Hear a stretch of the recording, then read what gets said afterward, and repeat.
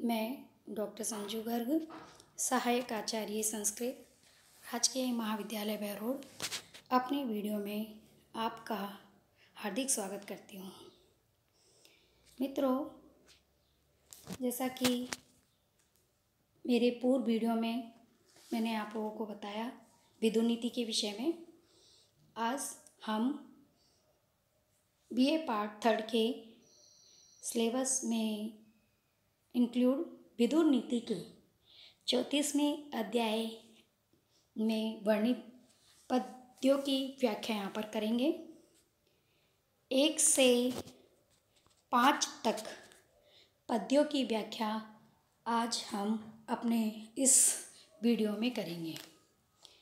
जैसा कि आप सभी भली भांति परिचित हैं कि महाभारत में दुर्योधन पांडवों के साथ पग पग पर किस प्रकार शत्रुतापूर्ण आचरण करता है, उनके साथ छल कपट करता है। द्यूत क्रीड़ा, लाक्षागृह षड्यंत्र, 13 वर्ष का वनवास देना, उसमें 1 वर्ष का अज्ञातवास व्यतीत करना, ये सब दुर्योधन की दुर्नीतियों का उदाहरण है। फिर भी इन समस्त छल कपटपूर्ण व्यवहार के पश्चात भी सदैव पांडवों की ही जीत होती है। अज्ञातवास समाप्ति के बाद पांडव इंद्रप्रस्थ लौटाने की बात करते हैं, जिसे कि दुर्योधन मना कर देता है और धृतराष्ट्र भी दुर्योधन को नहीं समझाते हैं। युधिष्ठिर की ओर से भगवान श्री कृष्ण धृतराष्ट्र का आशीर्वाद लाने वाले संजय से कहते हैं कि कुंती पुत्र युधिष्ठिर सदैव आपकी सेवा के लिए भी तत्पर हैं और वह वीर पराक्रमी हैं तो युद्ध के लिए भी तत्पर हैं, अर्थात उन्हें आशीर्वाद स्वरूप इंद्रप्रस्थ लौटा दिया जाए, अन्यथा उन्हें युद्ध हेतु विवश होना पड़ेगा। अतः महाराज धृतराष्ट्र को इस समय जो अपने कुल और राष्ट्र के लिए उचित लगे वह निर्णय करना चाहिए। पांडवों के द्वारा दिए गए इस संदेश को संजय धृतराष्ट्र से राज्यसभा में सुनाने का विषय में कहता है और उसके बाद वो वहाँ से चला जाता है। इस बात से धृतराष्ट्र चिंताग्रस्त है कि कल पता नहीं संजय सभा में क्या कहेगा। इस बात से वह अत्यंत व्यथित और विचलित है। इस हेतु धृतराष्ट्र नीतिगत परामर्श के लिए विदुर को अपने पास बुलवाते हैं। प्रजागर पर्व के 33वें अध्याय में चिंता निमग्न विदुर धृतराष्ट्र को नीतिगत उपदेश देते हैं। 34वें अध्याय में इसी प्रसंग को आगे बढ़ाया जाता है। 34वें अध्याय के प्रथम पद्य में चिंता निमग्न रात्रि जागरण से संतप्त महाराज धृतराष्ट्र विदुर से धर्म, अर्थ एवं हित के विषय में पूछते हुए कहते हैं। धृतराष्ट्र उवाच जाग्रतो देहिमानस्य यत् कार्यम अनुपश्यसि तद ब्रूहि त्वं हि नस्तात धर्मार्थ कुशलो ही असि। तात हे भ्राता विदुर, जागृत है चिंता के कारण जागते हुए देहिमानस्य तथा निरंतर संतप्त होते हुए यत् कार्यम अनुपश्यसि, मेरे लिए यत् जो कार्यम करने योग्य कर्तव्य कर्म अनुपश्यसि देखते हो या उचित समझते हो, तत् वह तुम ब्रूहि मुझसे कहो, मुझे बतलाओ। ही क्योंकि हे भ्राता, आप ही धर्म अर्थ कुशलो ही असि न, न अर्थात हम सभी के मध्य आप ही धर्म और अर्थ में निपुण है।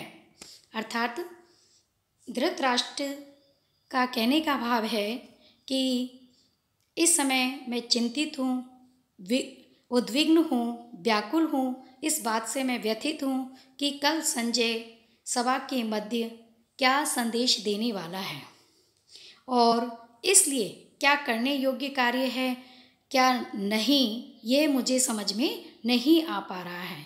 तो अतः तुम ही मुझे कर्तव्य कर्म का उपदेश प्रदान करो, क्योंकि तुम ही हम सब के मध्य धर्म अर्थ में निपुण हो, दक्ष हो, धर्म के भली भांति ज्ञाता हो।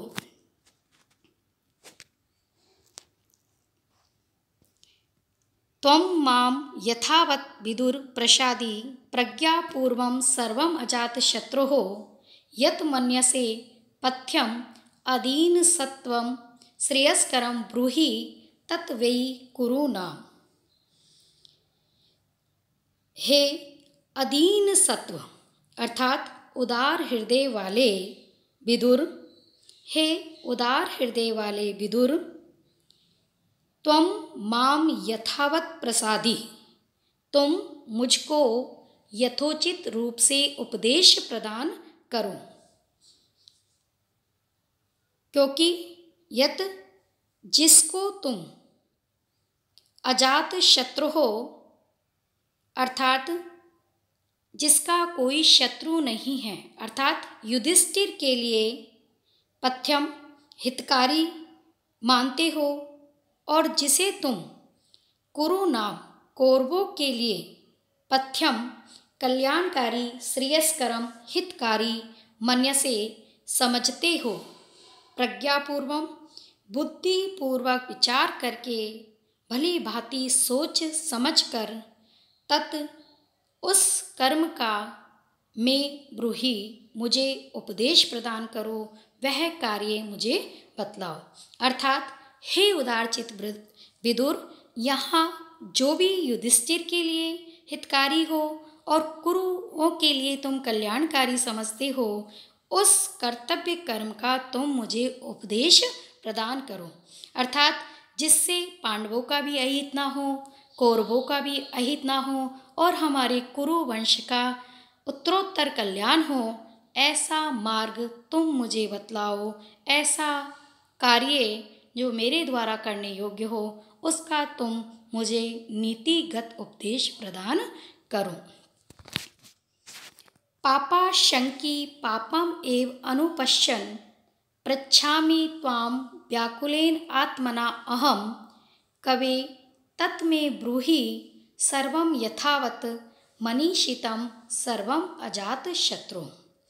आगे धृतराष्ट्र विदुर जी से कहते हैं कि हे विद्वन, हे कर्तव्य के ज्ञान से युक्त विदुर जी, पापाशंकी पाप की अर्थात अनिष्ट की आशंका वाले, पापम एव अनुपश्यन् अनिष्ट को ही देखता हुआ, व्याकुलेन आत्मना व्याकुल चित्त से, अहम मैं त्वाम पृच्छामि आपसे पूछता हूँ। हे विदुर, इस समय मेरा हृदय केवल अनिष्ट की संभावना कर रहा है, अनिष्ट को ही देख रहा है, इसलिए व्याकुल हृदय से मैं तुमसे पूछता हूँ, तुम मुझे कर्तव्य का उपदेश दो। कबे तत् में ब्रूहि सर्वम यथावत् मनीषितं सर्वम अजात शत्रु। कबे हे विद्वत, हे महात्मन, हे विद्वान, हे महात्मन, तत् में ब्रूहि उसे मुझे बतलाओ, सर्वम यथावत् उस सबको यथोचित रूप से मुझे बतलाओ, मनीषितम भली भांति सोच विचार कर कि अजात शत्रु हो, युधिष्ठिर के सर्वम मनीषितम समस्त मनोगत अभिप्राय को सोच करके सर्वम में ब्रूहि सब कुछ मुझे बतलाओ। अर्थात धृतराष्ट्र जी कहते हैं कि चूँकि अनिष्ट की संभावना करता हुआ मेरा हृदय सिर्फ अनिष्ट को ही देख पा रहा है। मैं कर्तव्य अकर्तव्य के विवेक से शून्य हो गया हूँ और व्याकुल हृदय वाला होकर मैं आपसे कर्तव्य का उपदेश सुनना चाहता हूँ। तुम युधिष्ठिर को भी भली भांति जानते हो, उनके मनोगत अभिप्राय को भी भली भांति जानते हो, तो जो कुछ भी है वह सब तुम मुझे बतलाओ, वह सब तुम मुझसे कहो। विदुर उवाच। विदुर जी कहते हैं, शुभम वा यदि वा पापम द्वेषम वा यदि वा प्रियम अपृष्टः तस्य तद ब्रूयात् यस्य न इच्छेत पराभवम्।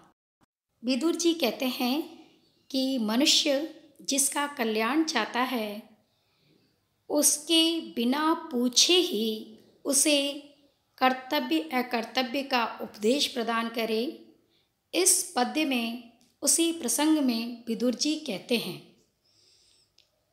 शुभम वा यदि वा पापम द्वेषम वा यदि वा प्रियम अपृष्टः तस्य तद ब्रूयात् यस्य न इच्छेत पराभवम्। मनुष्य यस्य जिसके